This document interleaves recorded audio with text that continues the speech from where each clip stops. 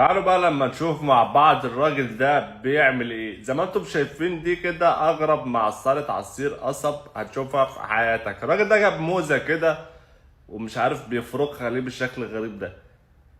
المهم بعد ما بيعصر الموزة بالشكل ده، هو مش عارف هو بيعصرها في حاجة غلط. المهم جاب جيركن عصير برتقال، حط منه شوية على الموزة كده، وبعد كده جاب ورقة شجر. أهم حاجة تكون ورقة شجر، وتبدأ بقى إيه، هي تقريبا ده ايس كريم ده ولا ايه؟